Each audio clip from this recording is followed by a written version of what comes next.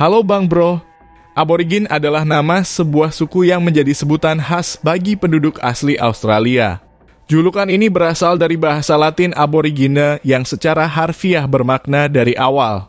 Makna ini merujuk pada penduduk yang sejak awal telah tinggal di suatu wilayah atau pulau. Yang dengan demikian kata aborigin memiliki arti yang serupa dengan istilah pribumi. Mereka memiliki fisik yang mirip dengan orang Irian di Indonesia. Sehingga terdapat sebuah teori yang menyatakan bahwa orang aborigin merupakan keturunan perantau dari Irian yang tiba di benua ini lebih dari 50.000 tahun yang lalu. Secara umum diyakini bahwa orang aborigin Australia pertama berasal dari Asia melalui Asia Tenggara yang sekarang disebut sebagai Malaysia, Singapura, Brunei, Timur Leste, Indonesia, dan Filipina. Dan telah mendiami kawasan Australia setidaknya selama 45.000 hingga 50.000 tahun yang lalu. Kendati demikian, beberapa ilmuwan mengklaim bahwa manusia purba telah tiba di benua ini pada kisaran 65.000 hingga 80.000 tahun yang lalu.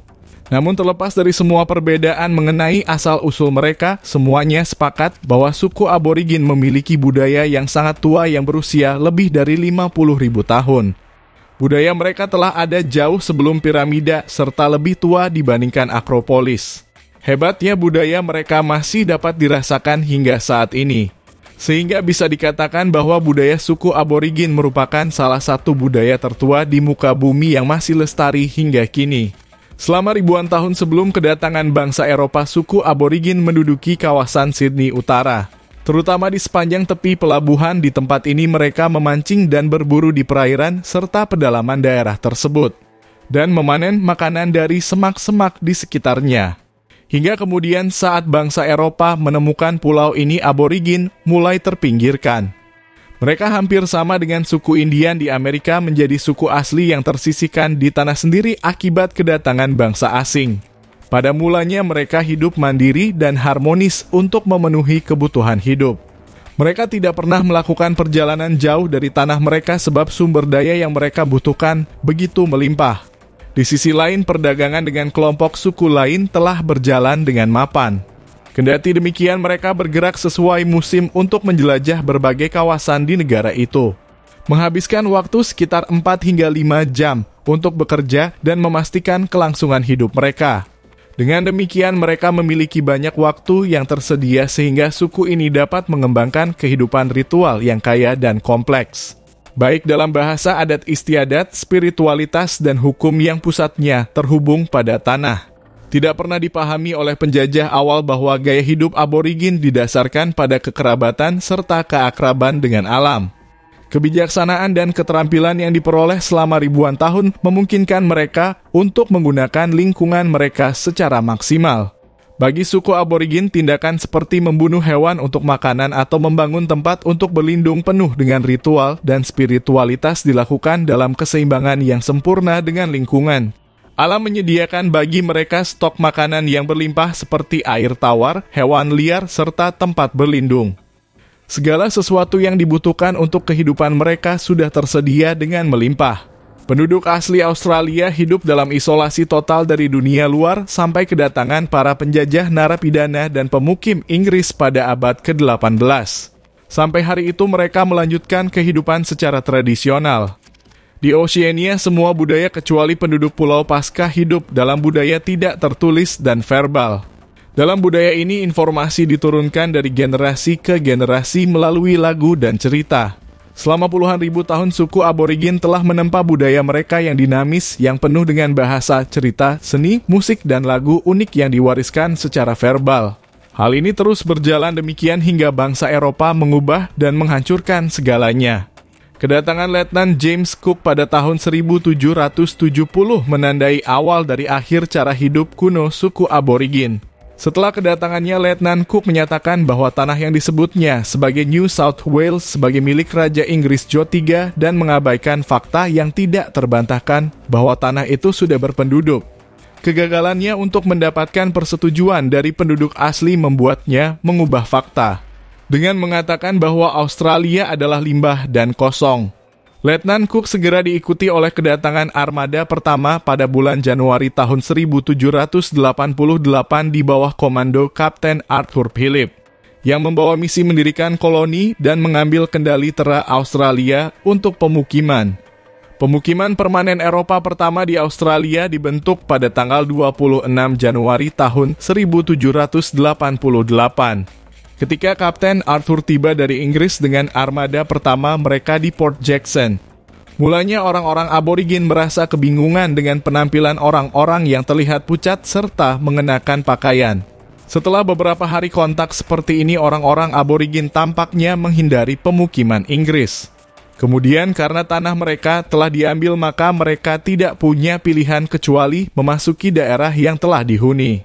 Sejak invasi bangsa Eropa ke Australia pada tahun 1788, orang-orang aborigin telah ditindas dan didesak menuju wilayah yang tidak sesuai dengan keberlanjutan hidup mereka yang telah berlangsung selama ribuan tahun. Datang dan masuknya orang asing yang membawa penyakit menghancurkan populasi langsung suku-suku di Sydney. Diperkirakan terdapat lebih dari 750.000 orang aborigin yang mendiami benua ini pada tahun 1788. Mereka terpecah ke dalam 500 anak suku bangsa dan kelompok yang masing-masing memiliki dialek yang berbeda. Kedatangan Inggris yang membawa konflik bersenjata menandai kematian klan Sydney Utara bersama dengan orang-orang lain di cekungan Sydney, Darawal di selatan, dan Darug di bagian barat. Kekurangan makanan segera menjadi masalah populasi kulit putih yang besar. Menghabiskan ikan dengan menjaring tangkapan besar, mengurangi populasi kanguru dengan perburuan yang tidak berkelanjutan, membersihkan lahan dan mencemari air. Para penjajah itu dituntun untuk percaya bahwa tanah Australia adalah terra nullius yang berarti tanah siapun. Akibatnya orang-orang aborigin di seluruh Sydney segera mati kelaparan. Pada sisi lain, suku aborigin yang terisolasi selama ribuan tahun tidak memiliki kekebalan yang memadai terhadap virus. Maka ketika orang-orang Eropa datang ke benua ini dengan membawa virus penyakit, hal itu menjadi hantaman fatal bagi orang-orang aborigin. Mereka tidak memiliki perlawanan terhadap virus mematikan yang dibawa oleh para pelaut dan narapidana, seperti cacar, sifilis, dan influenza. Sehingga dalam waktu kurang dari 1 tahun lebih dari setengah penduduk asli yang tinggal di Sydney Basin telah meninggal karena cacar. Wilayah ini yang dulunya hidup dengan campuran klan aborigin yang semarak menjadi terbungkam oleh kematian. Hanya dalam kurun waktu beberapa bulan saja, para penjajah itu menghancurkan cara hidup yang telah bertahan lebih lama dari sejarah Inggris selama puluhan ribu tahun. Bahkan bagi sebagian besar penjajah kala itu, orang-orang aborigin dianggap mirip dengan kanguru, dingo, dan emu, fauna aneh yang harus diberantas untuk memberi jalan bagi pengembangan pertanian. Bagi mereka tidak ada salahnya menembak penduduk asli dibandingkan menembak anjing liar. Tentu saja pemerintah modern Australia tidak pernah mengakui tentang adanya diskriminasi terhadap suku aborigin. Kendati faktanya tampak sangat terang, bahkan hingga saat ini perbedaan perlakuan berdasarkan warna kulit baik di bidang politik, agama, dan ekonomi masih tetap terasa. Masyarakat kulit putih pada umumnya masih menunjukkan sikap superior terhadap orang aborigin. Kondisi tersebut menyebabkan orang aborigin masih tetap terasing di tanah air mereka sendiri. Pada tahun 1970-an, pemerintah Australia mulai memberikan peluang lebih luas kepada orang aborigin, terutama di bidang politik serta pendidikan. Beberapa tokoh suku aborigin pun berhasil tampil ke permukaan di panggung politik. Tokoh pertama adalah Neville Bonner yang cukup dikenal karena pencapaiannya sebagai aborigin pertama yang terpilih sebagai anggota Parlemen Federal Australia. Beruntungnya cerita, seni, dan ritual menjaga tradisi suku aborigin dan Selat Torres tetap hidup dengan baik dan benar-benar hidup di abad ke-21. Dan populasi pribumi terus bertambah. Saat ini terdapat sekitar 700.000 penduduk aborigin dan Torres Strait Island yang tinggal di Australia. Mereka menempati 3% dari total populasi dan jumlah itu diperkirakan akan tumbuh menjadi lebih dari 1 juta orang atau 4% dari populasi. Yang hal itu diperkirakan terjadi selama 2 dekade berikutnya.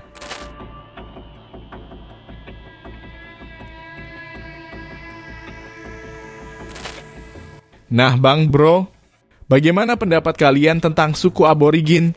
Silakan berikan pendapat kalian di kolom komentar bagian bawah. Terima kasih sudah menonton channel kami. Jika ada kesalahan dalam penyampaian video, mari kita diskusi bersama di kolom komentar. Jika kalian menyukai video kami, silakan like, komen, dan subscribe. Aktifkan notifikasi dari kami agar kalian tidak ketinggalan info terbaru dari kami. Sampai bertemu di video kami selanjutnya.